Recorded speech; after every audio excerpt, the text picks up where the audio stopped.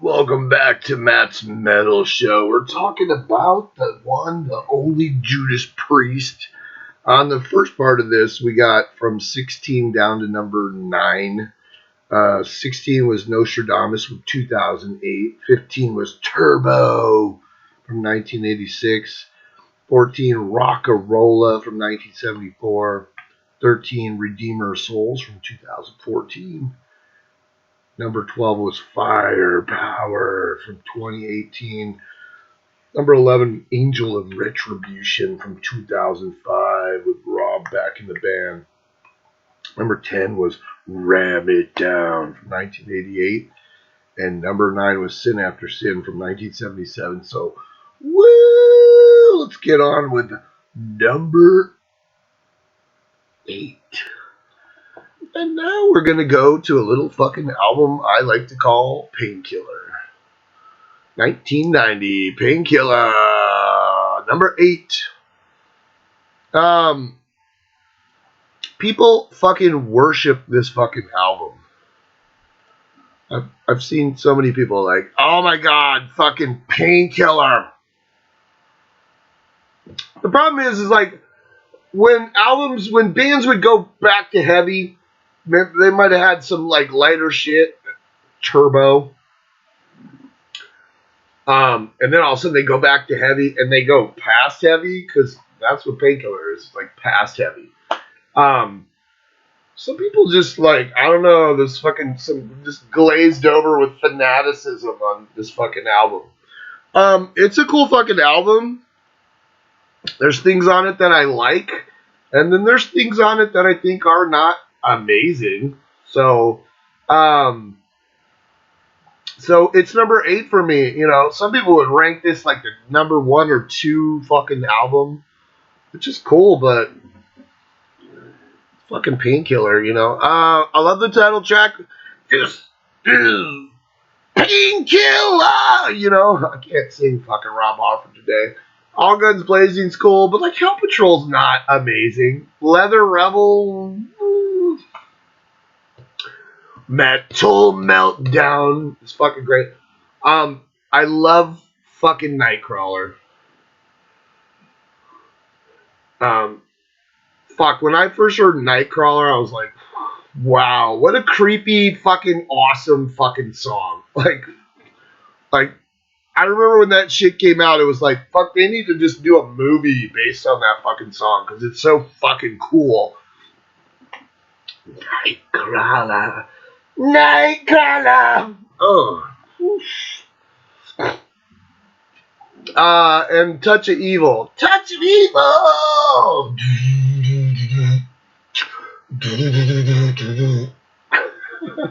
And I battle him in One Shot of Glory, which were okay. But like 1, 2, 3, 4, there's 5 songs on here that I fucking love. And then, you know, out of 10, so half the songs I love, and the other half I think they're cool, but they're not like, they don't blow me the fuck away. So, Painkiller, fuck, man. Saw him on this tour. This was probably the first concert. I still had fucking long hair. It was like 1990. I had my first daughter, so I was kind of a grown-up now, you know.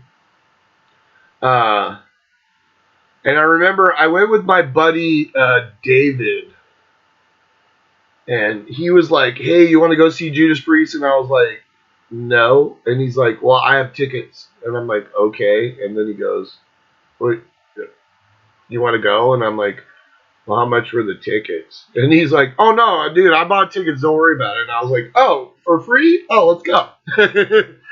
I wasn't being a cheapskate. I had a new baby, you know. It was like, you know, me and my wife at the time, we were like, you know, we were scraping by, you know, we were new parents and like, fuck, so I wasn't going to go blow $40 on fucking Judas Priest or whatever. So I remember I went and, like I said, at that point I still had long hair. It was right before I cut all my fucking hair off. And then, like, learned that, ugh, fuck, so much better not to have long hair. For me, it is. The long hair was a pain in my ass. But I remember going, and we had really shitty seats. And I had, like, a leather jacket and long hair. I can remember that was the first concert where I kind of felt out of place because, like, you know what? We were 20 years old, 21. I was 21, and it was like there was like sitting next to us. There was like these little kids that were like 14, 13, and they were every time a Painkiller song would come out, they would freak out. Oh, fucking Painkiller! Ah! And then like they would play like Breaking the Law, and they would just sit there and kind of look around, and I'd be like, fucking breaking the law, like Rob Oliver drove out on the fucking Harley and did fucking Hellbent for Leather. I look over and these two kids are just,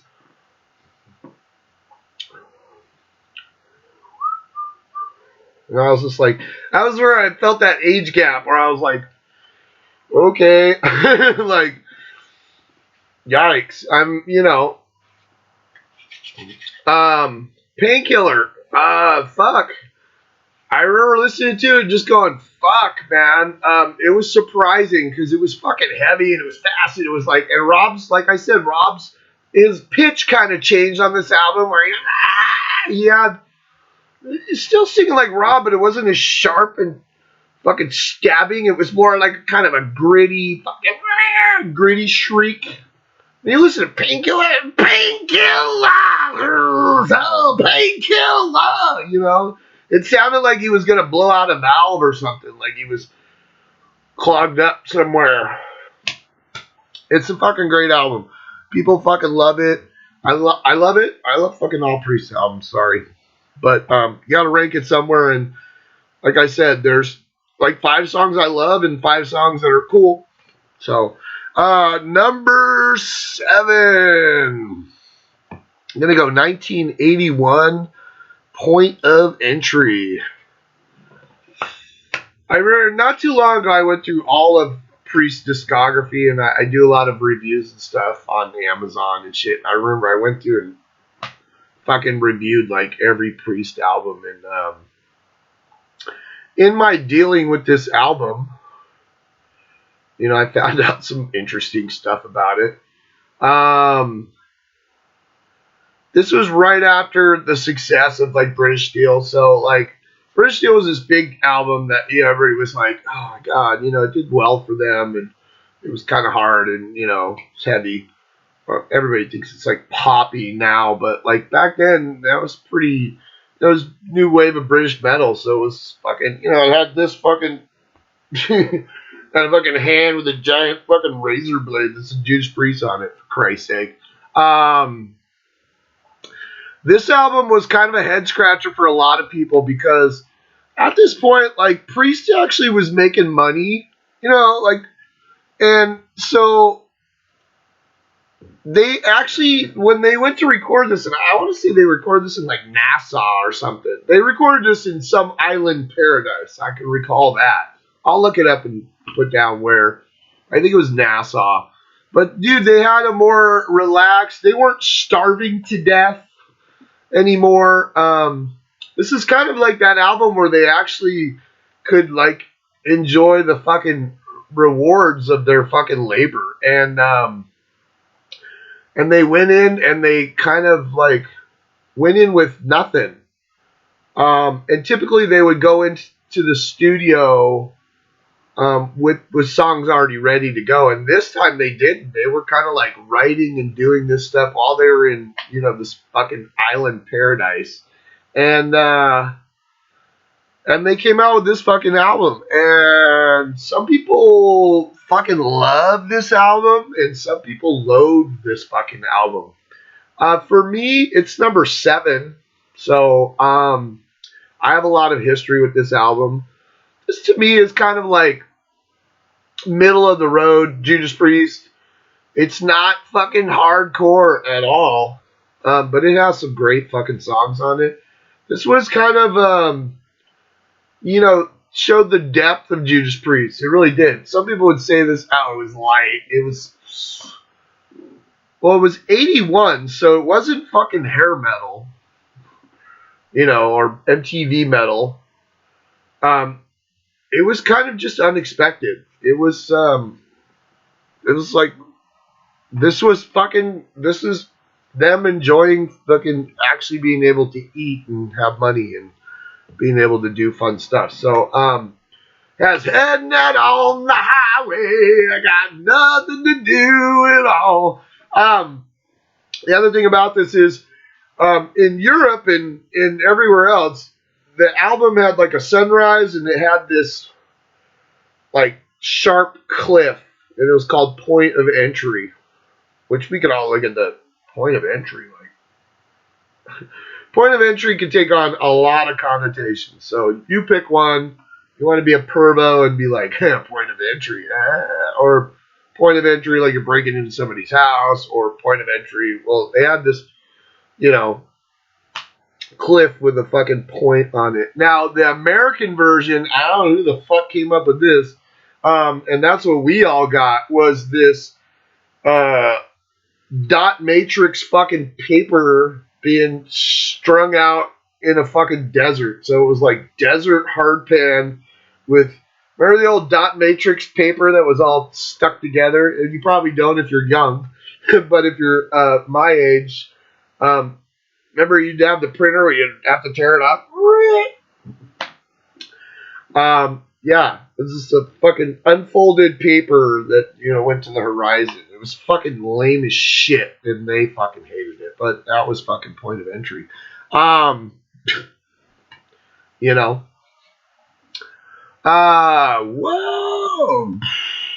So we got heading out to the highway. I've got nothing to do at all. Gonna do it my way. I take a chance before I fall. Take a chance before I fall on the highway. It's a fucking Judas Priest staple fucking song. Don't Go. Hot Rockin' was the video where, like, wasn't Rob's microphone on fire? Something was on fire and they were like, Hot Rockin'! It was kind of funny. Turn in Circles. Fuck, it's a good song. Desert Plains. I bring you love. Solar Angels. Fucking great. You Say Yes. But it was kind of like You Say Yes All the Way, Troubleshooter on the Run. Those songs were kind of... But this had some fucking great songs on it. I don't mind this album. Like I said, it's number 7. I'll put it on. I'll listen to the whole fucking thing. Like I said, it's not like this hardcore Judas Priest. Rob fucking screaming. It's kind of like a little bit more mellow, and that's kind of what happens when you record in the Island Paradise and you're not worried about the fucking bills for one time in your whole fucking life. So, relaxed Judas Priest. That's what fucking Point of Entry is. All right.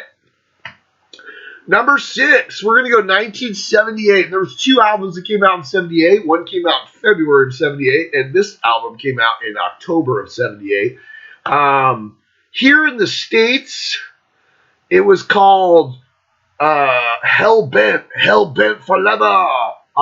Everywhere else, it was called Killing Machine. Now, Columbia Records at the time, there was a school shooting at this time. Back in 78, some kind of massacre at some school. I'll put it up. I can't remember what it was because I was fucking 8. Oh no, I was 9 when this album came out. They thought it was inappropriate to call it Killing Machine here in America, so they made them call it Hellbent for Leather. Either way, it's fucking great. Killing fucking Machine, 1978. It's got Delivering the Goods. It's got Rock Forever. It's got fucking Hellbent for Leather. Oh. It's got, now here in America, we got the Green MANALISHI with the 2-pronged crown, which was the cover from Fleetwood Mac's, like Peter Green era Fleetwood Mac, and it's fucking genius. A lot of people just think that's a fucking Judas Priest song. They don't even fucking know that it's a fucking Fleetwood Mac song, but it's fucking genius. The rest of the world didn't get that. But we did. I guess that was like the price we got for having to change the name of the album to Hell Bent for Leather. It's got fucking Killing Machine, which was supposed to be the title track. And I just put it as Killing Machine. I don't put it as Hell Bent for Leather because that's what it was supposed to be called. Before the Dawn. It's got Evil Fantasies. Woo.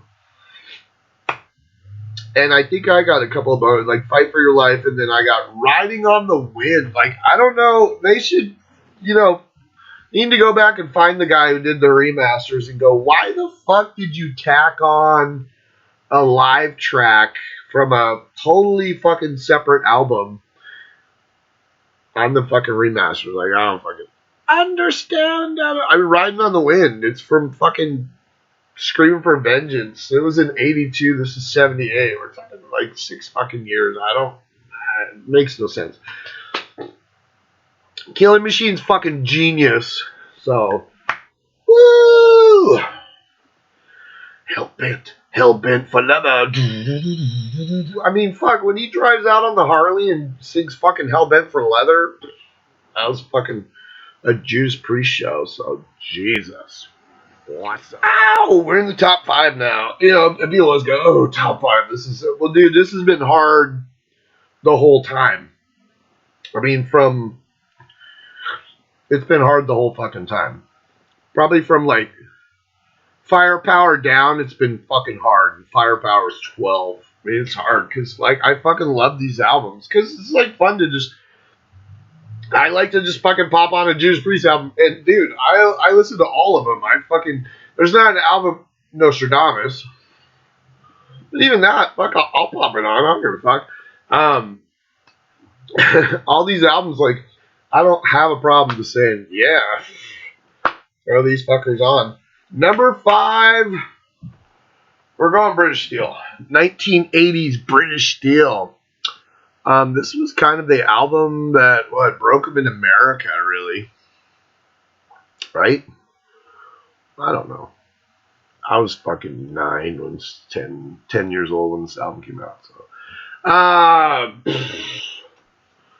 and people piss on this album. I've seen people like, it's just pretty light. It's kind of poppy metal. It's kind of, dude, this was 1980. Jesus Christ. This has Rapid Fire. It has Metal Gods.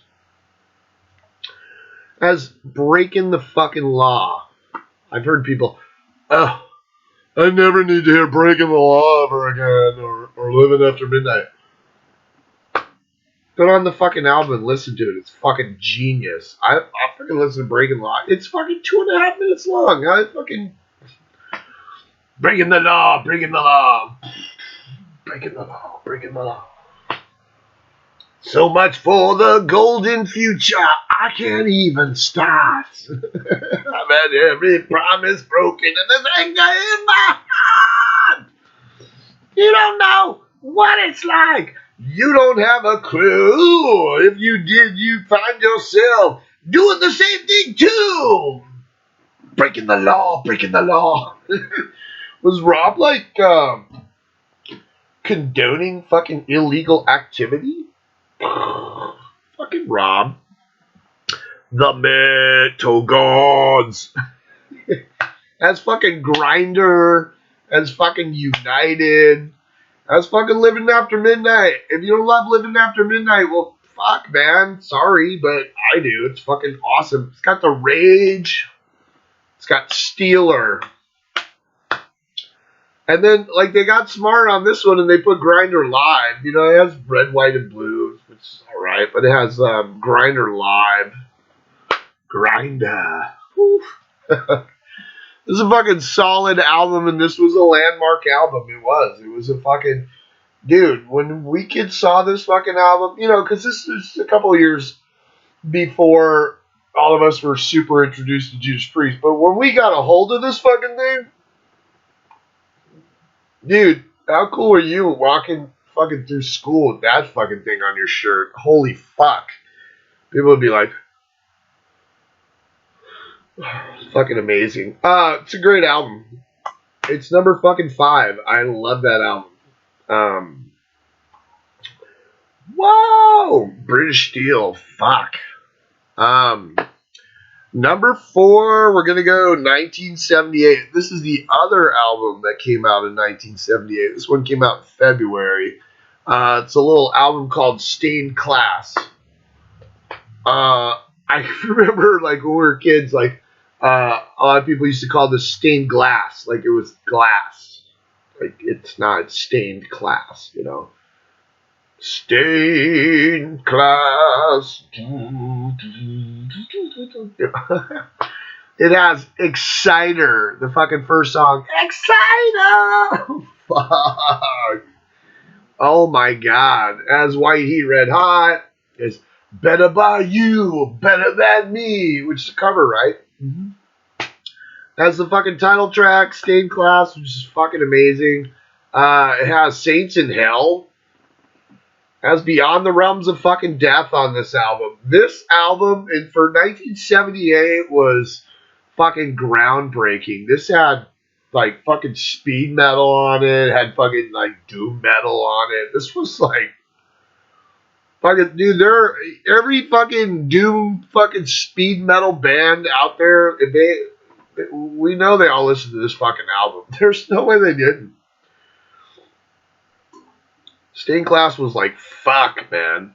It was a fucking game changer. It wasn't hugely popular here in America because, like, we know the fuck Judas Priest was. You know, they were like, eh. But years later and looking back, you're like, holy fucking shit. This is a great album. And like I said, this is, it's so difficult for these last couple of albums are fucking hard. But, yeah, it's Stained Class, number 4, man, 1978. Exciter! Oh my god. Beyond the Realms of Death. Jesus. Was that the one that fucking Slayer did? I can't remember. Not a huge fucking Slayer fan, sorry.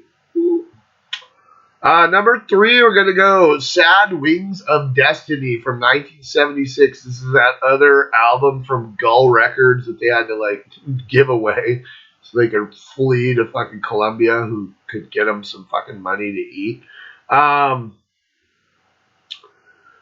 Fuck, dude. So if you listen to Rock-A-Rolla, which is kind of like a Sabbath-y kind of weird album, and then you listen to fucking Sad Wings of Destiny, you're like, what the fuck? In the 2 years between these two albums, like, what happened? Well, one, they were starving to death, I guess. So, the other thing is that Glenn Tipton had a little bit more time to prepare for this album. Like I said, he had just joined the band when they recorded Rock-A-Rolla, so he didn't have a lot of input. I think he, like, on one song or something. But here, Glenn Tipton actually got to, you know, sit down and do some stuff. It has Victim of Changes, which is kind of like a melding of a song that they used to do called Whiskey Woman, and then another song.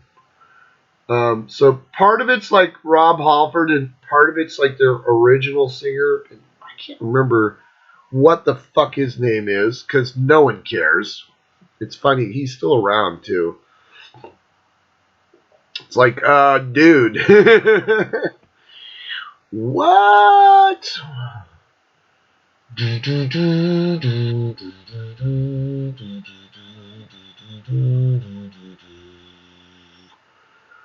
Oh, let's see. Okay, so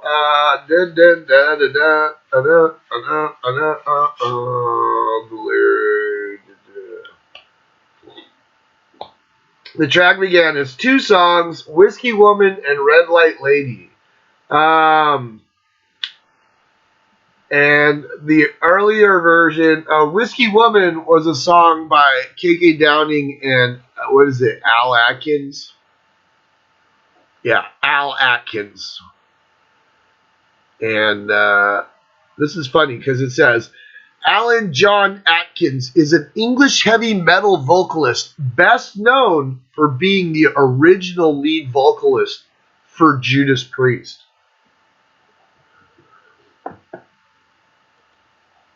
That's what he's best known for. Being the original vocalist of Judas Priest. Wow.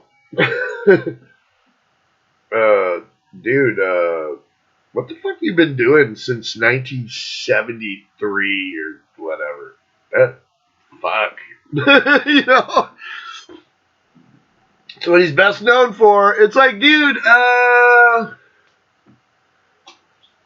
that's mind-boggling, dude. That's like fucking, that's some Lips from Anvil shit right there, man. If you're like, you know, that's some Paul Di'Anno shit. You know, that's just like, you have a love for music, but like you just fucking you've been floundering for fucking. You got kicked out of a fucking major heavy metal band before they even recorded a fucking album, and that's your claim to fame. Wow. So I'm not knocking on the guy because he's 90. You know, so that would be elder abuse. But wow, dude, it was probably time to like get a fucking day job like 45 fucking years ago. Anyway, so yeah, Victim of Changes, like I said, it was 2 songs, Whiskey Woman and Red Light Lady. And then they kind of melded them together and they turned it into a 7-minute, 45-second fucking gem. Whiskey Woman, don't you know that you are driving me insane? Ow! I fucking love Victim of Changes. The live version on fucking Unleashed in the East. Oh, fuck. I mean, it's just like, I don't know if that's the definitive version. I'm always torn between those two. I really actually like the fucking live version a little bit better because fucking Rob is like, he's so fucking, oh my god. I fucking love that song. And then it's got The Ripper. In the dark alley streets is where we'll probably meet. Underneath the gas lamp where the air's cold and damp. I'm a nasty surprise. I'm a devil in disguise. I'm a footstep in night. I'm a sin on the line. Oh, hear my warning. Never turn your back on the Ripper. The Ripper? Fucking Jesus, I love that song. Dreamer Deceiver is cool. Deceiver's better. Dreamer Deceiver. Tyrant. Master of humanity. Conqueror of all. Genocide. Even Epitaph, like in the later years when they were doing like pulling shit out of their like really early discography, they were doing Epitaph, right? Wasn't there like a, I think I even have a live, isn't there like a live Epitaph? Some shit like that, yeah. And then Island of Domination. Fuck, this album is fucking it's a fucking masterpiece. Even the weaker songs are still fucking cool. It's fucking great. It's number 3 on my list. Fucking Sad Wings of Destiny, Gull Records, and then Gull Records fucking, you know, ganked it for fucking ever. Getting my shit late today. Yeah. Sad Wings of Destiny. Number 2. This was hard because I've had the same favorite Judas Priest album as long as I can remember. But, dude, there's, you know, as you get older and you fucking listen to these, revisit these albums a couple of 100,000 times, and, you know, there's some days where you go, whoa. I'm going to go number 2. I'm going to go 1984, Defender of the Faith. Defender of the Faith. Now, not too long ago, I got the fucking remaster, the 30th anniversary remaster fucking deluxe edition. It has this entire fucking live show from fucking Long Beach Arena, which is fucking great, man. It's like, fuck. So it's like 3 discs. It's like the first disc is the remastered album, and then it's like these disc 2 and 3 are this fucking, you know, fucking concert from Long Beach Arena. Which always takes me back to Live After Death. Oh, Long Beach Arena! You know, where he's like, want to go to the hearing doctor and go, Doctor, Long Beach fucked my hearing up for good. Oh, yeah.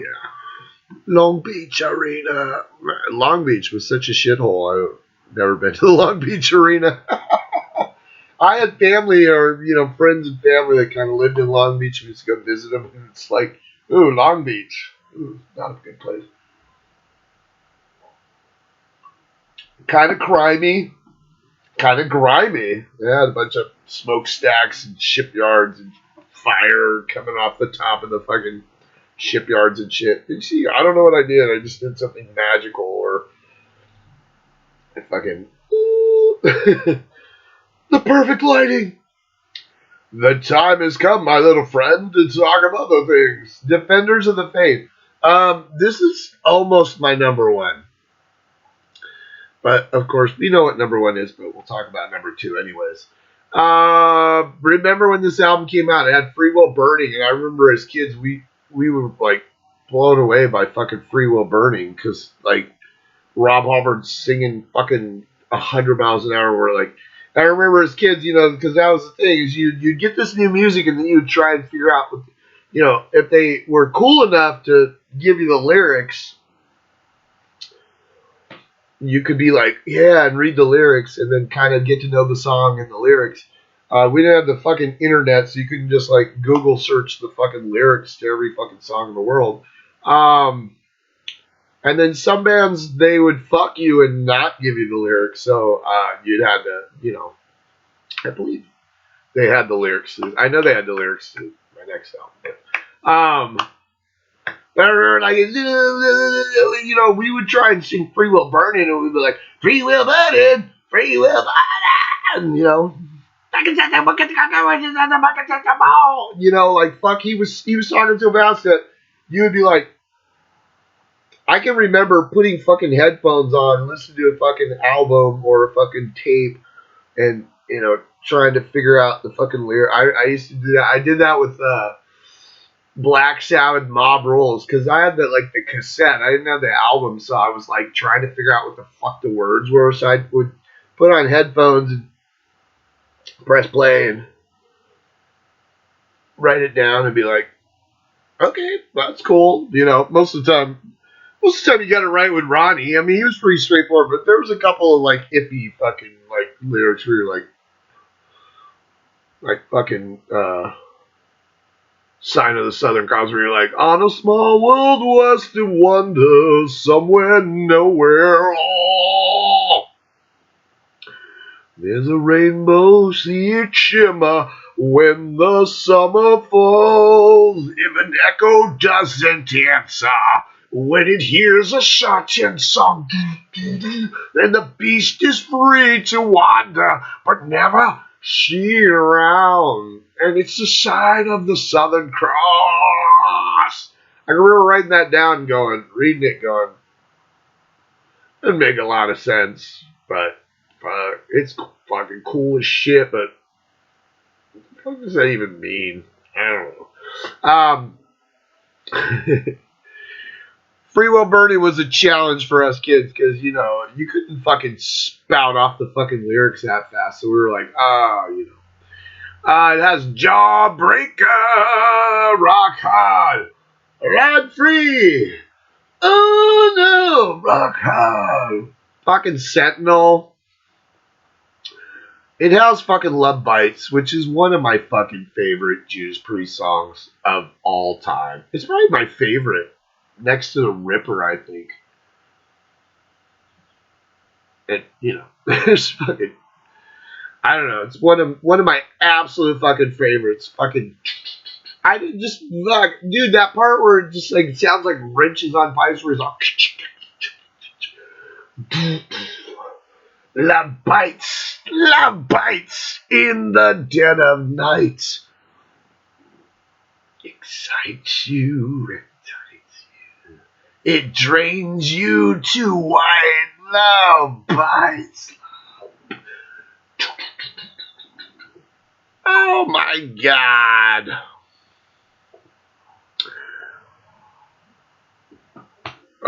Eat me alive. You got me shooting from the hip. This was the song where they were advertising that Rob was gay. Not in 1984 they were. And, so that was kind of a trade secret, for Judas Priest. Was like the recipe for Coca-Cola. It's like a trade secret, So the fact that Rob was gay was like not something they were like toting around, So when they wrote this song, they just let Rob fucking say whatever the fuck he wanted, and so fuck, I think this made Tipper Gore's list of like the filthy 15. I'm pretty sure this was on there. You listen to the lyrics of fucking "Eat Me Alive," you're like, fuck. I remember when this album came out, I was like, fuck, And then, years later, when you figure out Rob's gay, it takes on different meanings. But still, it's fucking very sexual. Whether it's straight or gay, it's fucking very sexual. But I remember as a kid listening to this song. This was one of those songs. This was before rap music came out, where they would say whatever the fuck they wanted. So rock bands had to be kind of subtle about what the fuck they were singing about. This was before Guns N' Roses, where they'd just say "fuck you" and "suck my cock" and all this stuff. It's before like Two Live Crew, where they would sing "We Want Some Pussy" and stuff like that. Bands had to be more subtle. Motley Crue, and you couldn't just say crazy shit about sex. You had to like make it enticing, but but this song was fucking lewd, and we as kids, we all fucking knew it was fucking lewd, where he's like, you got me, where he said shooting from the hip, and it's just like, eat me alive, eat me alive. No.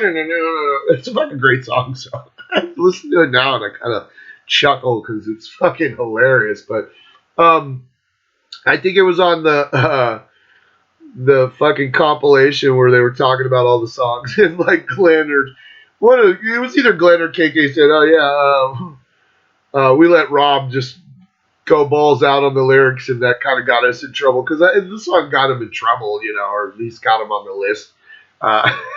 It was fucking great. Fuck yeah, Rob, throw it out there. Gives a shit.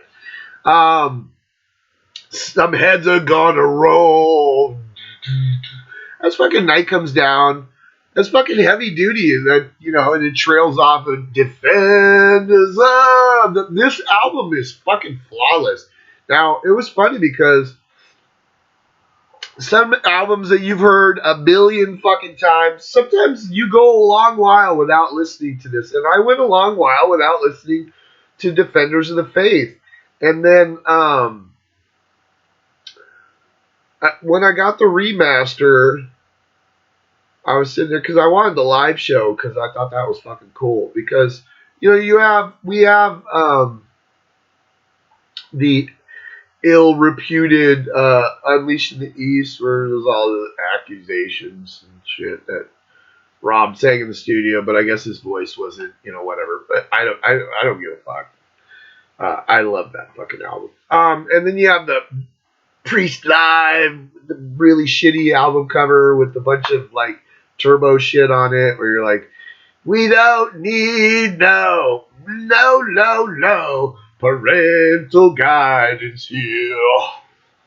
That's my go-to shit Priest song, or hot nights and crazy, crazy days. Like a goose walked over my grave. I went back to this album just to get that, like I said, to get that live, because it was cheap. Like, I remember I saw it and it was like fucking $10 or something. It was like 3 fucking CDs. I was like, fucking getting that. Every once in a while, though, you gotta watch out for Amazon, because the funny thing was, you had to buy the physical copy and then you could download all the fucking songs. So that's kind of cool. Like, you get the physical copy, which I don't really need. all my fucking CDs, like, fuck, dude. I just fucking go digital because it's like I have too much shit in my house to be keeping up. So I ordered it. I remember because it was cheap. It was like $10. It's like $9.99 or some shit. I ordered it, so it's coming in the mail, but then you can just fucking download it too. You can. So I went through and I downloaded the 3 discs. You know, it's like fucking a million songs. It's got the original album had 10 songs, and then it had another 21 songs from the live show. Yeah, so it's like 31 songs for $10. It's 30 cents a song. It's pretty fucking good. Anyways, I started listening to the live show, and then I went back and I was just kind of going through like the album, and I was like, fuck, this is a good fucking album. Like, it's fucking heavy and it's fucking good. People kind of forget about this album, but number one for me is Screaming for Vengeance. It's always been my favorite. Like, that was that album that fucking Mike gave me back when we were in fucking, 8th grade, 7th grade, 8th grade. I remember that Yellow album, just played the fuck out of it. Screaming for Vengeance, but fucking Defenders is fucking so close. Defenders is so close. The only, like, Night Comes Down's like not my favorite song. Like, Jawbreaker's not my favorite song. They're cool songs, but it's not my favorite. But when you get to Screaming for Vengeance, there's only one fucking song on that whole album that I'm not, like, enamored over, and that's Pain and Pleasure.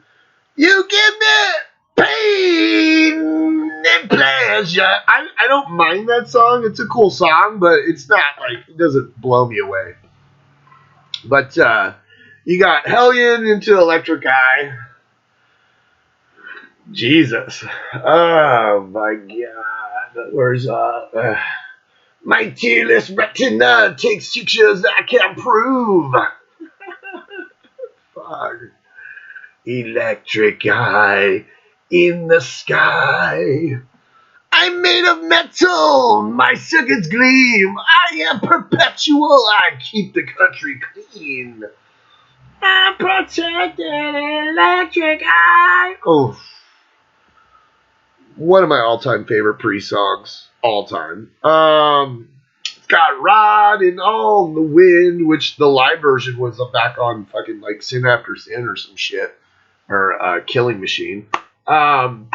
Bloodstone, fucking take these chains. Oh, fuck. Screaming Vengeance. Listen to the fucking lyrics on that fucking song. It's funny because you go back and sometimes, you've been listening to an album since, I've been listening to this album since I was like 12 years old. I'm 51 now. So it's like 40 fucking years.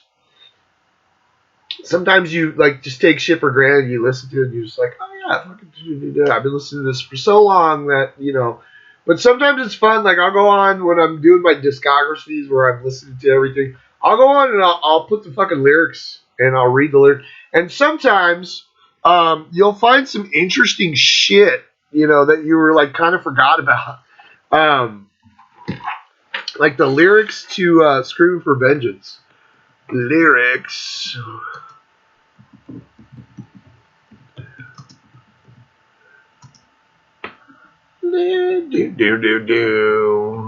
It's a fucking... Okay. Hey, listen, don't you let them get your mind. Fill your brain with orders, and that's not right. They're playing a game that draws you closer till you're living in a world that's ruled by fear. But Screaming for Vengeance, the world is defiled in disgrace. Tie a blindfold around your head, spin you round in the torture before the dread, and then you're pushed and shoved into every corner. Then they lead you out to the final slaughter. Wow. It's fucking crazy. Then they lead you out into the final slaughter. Up to the final slaughter. The sweat running down your neck. Are you paid? Oh, wow. Yeah, read this thing. Got to fight the horror of this mental load. It's fucking crazy. Read the fucking lyrics to that song. It's fucking crazy. Scream that vengeance! I know Mark Popoff hates this fucking song. You got another thing coming. It's funny, like, we were all, when we were kids, we all had these weird opinions because, it was kind of like, mostly it had to do with, like, peer pressure and the pressure of your friends, and, like, oh, what you liked and what you didn't like. And sometimes you were, like, you felt weird because you were like, oh, I love fucking, I love fucking Metal Health from Quiet Riot. And you're like, what? We would talk shit to him. But deep down inside, you're like, well, I like 3 songs off there. It's okay, right? You got another thing coming. It seems like nowadays people try and make that into a guilty pleasure song. Like there's something wrong with fucking You Got Another Thing Coming. Like I was watching the video and like Martin Pop was like, well, that's not even I don't even like that Judas Priest song. And you're like, You Got Another Thing Coming. It's like their biggest fucking hit ever. That, like, Breaking the Law and shit. So you're just living after midnight, I guess, I guess. I don't know. I fucking love that song. I mean, it's nothing stellar, spectacular, but it's super catchy. It's super just basic, and it's fucking a great song. It's fun to fucking pop on and just be like, You got another... I'm gonna live it up. Taking the pain, I said I'll never get enough. I'm young and kind of proud, right? I'm on the top as long as the music's loud. But if you think I get another student with your brain, you're thinking like a fool, yeah, you better think again. After there's a fortune waiting to be had, you think I'll let it go, you're mad. You got another thing coming. You got another thing coming. I mean, Martin, if I just spouted that out of my head without listening to it, and it's that fucking memorable, like, what's your fucking deal with that fucking song? Now, sometimes we're a little over analytical and we're kind of annoying. Even me. All of us. Like, fucking another thing coming. Oh, fuck. Fever's awesome. And Devil's Child. I believe you're the devil. I believe you're the devil's child. Like, rip my face up. What, eat my blood and build my funeral pyre. Watch the Screaming for Vengeance show. They used to play it on MTV. We had it on like VHS back in the day. It was like Screaming for Vengeance show. Fuck, where was it recorded? I want to say it was in like Phoenix or some shit. I'll have to look it up, but there's a fucking Screaming for Vengeance show where Rob has the kind of leathery with the like kind of silvery fucking leather. It wasn't like spiky, it was weird meshy shit, but like he's fucking... Watch that fucking show. It's fucking brilliant, dude. It's like Screaming for Vengeance tour. Yeah. So that's my list, man. And like I said, fuck, I love fucking Judas Priest. I love Judas Priest since I was fucking 12 years old, man. I fucking love Judas Priest. And, with the exception of like the Tim Ripper Owens stuff, which I guess, they were trying to survive, but like, I'm just not interested in it. I fucking love Judas Priest. Every one of these fucking albums, even at the bottom, Nostradamus, number 16, like, I'll still put it on. 15 was Turbo. I'll still put it on. There's some fucking great songs on there. 14, Rockarola, 1974. One for the road, Rock'n'rolla woman for a rock'n'rolla man. Yeah. 13 Redeemer Souls. Number 12, Firepower. Jesus. Number 11, Angel of Retribution with Judas is Rising. And Loch Ness.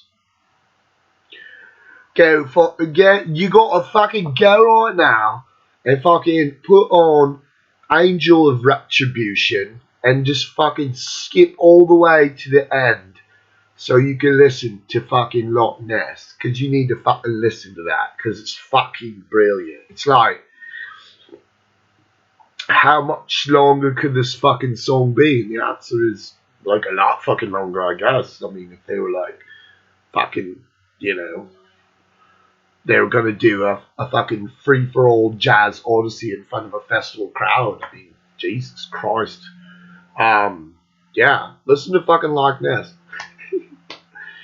Number 10, Ram It Down. Ram It Down. Ram It Down. It's some fucking Johnny B. Good. Fucking Blood Red Sky. I'll fight you under blood red sky. Oh, fuck. That's such a great song. Number 9 was Sin After Sin. Sinner.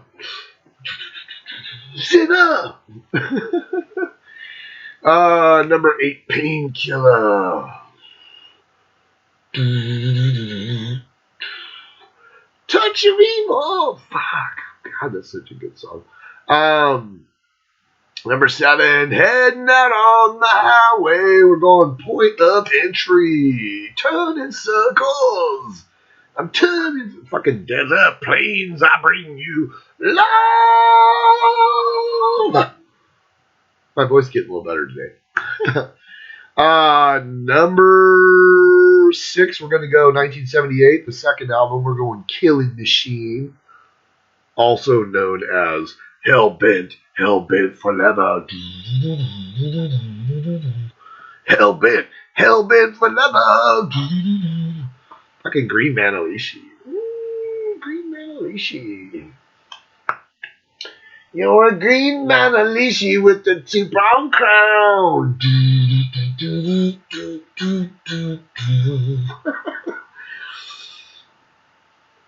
Oh my god, it's such a great song. British Steel, number 5. Breaking the law. And fucking Living After Midnight. Rocking till the dawn. Loving till the midnight. And I'm gone. I hit the moon going 6 a.m. Loaded. Fucking deal with it. It's a fucking great song. Number 4, Stained Class. Oof. With Exciter. Oh, God. Jesus. One of the best opening tracks, like, ever. Exciter. Fuck. Number 3, Sad Wings of Destiny. With the old man, Epitaph. that was kind of a head scratcher back in the day. Now I fucking embrace that shit because it's fucking great, because it's fucking Rob and he's fucking hilarious. But like, I remember back in the day, like having the Gull record fucking version of this that I had to order out of the back of Circus Magazine. I remember getting to Epitaph and just being like, it's kind of an odd choice. Because it had like Genocide right before it, and then it had Island and Domination after it. So it was kind of wedged in between those two fucking great tracks. You're just like, this is a fucking weird song. I figured it out. If I do this and I put my hand right there, all of a sudden the light will come up and I'll look fucking amazing. I haven't shaved in like a decade. I'm growing a fucking big old man gnarly fucking beard. Fuck it. Like Rob. He's got that white fucking goatee now. He's awesome. Number 2, Defenders of the Faith. In the dead of night, love bites you, excites you, it drains you to white. Love bites. Number one, screaming for vengeance. Yes, fucking screaming for vengeance. So that's my list of fucking Judas Priest. I have a bunch of what do I have? Let's check and see what I got a Priesty. I got a live show called Rising in the East Live, and that's from 2005. 2005! And wow, that has a bunch of great fucking shit on it. Oh, and they end with You've Got Another Thing Coming. How shocking, right? I have Priest Live. And this one has the bonus track, so it has Screaming for Vengeance on it. It has Rock Hard Ride Free, and it has Hellbent for Leather, which is kind of cool. And this has a cool version of Out in the Cold. It opens the album, and that's pretty cool. But then it's got like Private Property, Parental Guidance. Yeah. Got a 7-minute version of Living After Midnight. Ooh, rockin' until the dawn. What else do I got? I have the Battle Cry. I have a Live in Sweden show too there. What is that? Metalworks. Live in Sweden, 10/6/04. Looks like a radio broadcast. Yeah. It's got Electric Eye, Metal Gods, Heading Out to the Highway, The Ripper, Touch of Evil, The Sentinel, Turbo Lover, Victim of Changes, Diamonds and Rust, Painkiller. Yeah. What is this? It says Slut Snack. I don't know what that is. Wow. Boom, boom, boom. And then, of course, I have the US Festival show, too. And we all remember the US Festival show because it was in fucking up in San Bernardino or whatever the fuck. And it was like hotter than fuck. And Priest comes out and Rob comes out on the Harley. And they're all wearing leather and they're all standing up on stage. And they were kind of a middle act. So you knew it was fucking hot. But they fucking rocked it. They did Riding the Wind. They did Breaking the Law. They did Diamonds and Rust, Victim of Changes, Living After Midnight, Green Manalishi. You Got Another Thing Coming. Those were the songs that they did. Everybody had a little slot where they did like 4 or 5 songs. But I remember watching Priest going, fuck, they're sweating their balls off out there, but it was pretty cool. So, my version of Unleashed in the East has some extra tracks, so it's almost a double now. And it should have been a double. It was a single. Like I said, this came out in 79. A lot of rumors and innuendos that a lot of this was doctored up in the studio. I don't give a fuck. I know I bash Kiss for doing it because Kiss is, they did a bunch of janky shit. Judas Priest wasn't really known for doing a bunch of janky shit, so I can kind of give him a pass on this one because this album is fucking amazing. This is one of those live albums from the 70s that, and I'll just take my head off and put it over here, and ignorance is bliss, and I'll just fucking love it for what it is.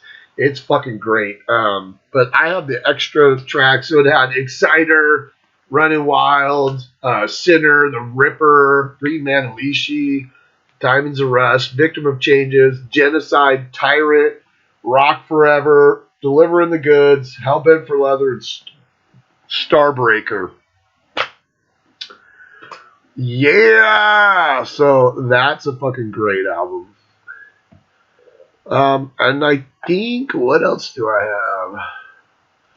Boom, boom, boom. Yeah, the Battle Cry Live, which is 15 songs, And that was on the Redeemer of Souls tour.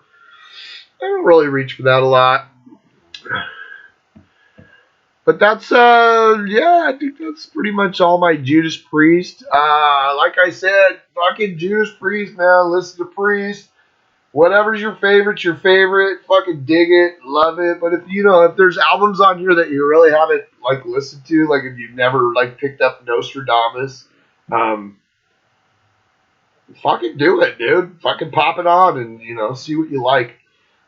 This might not necessarily be like your absolute fucking favorite Judas Priest album of all time, but hey, at least you're fucking digging some Priest. So, everybody stay metal out there. Yeah.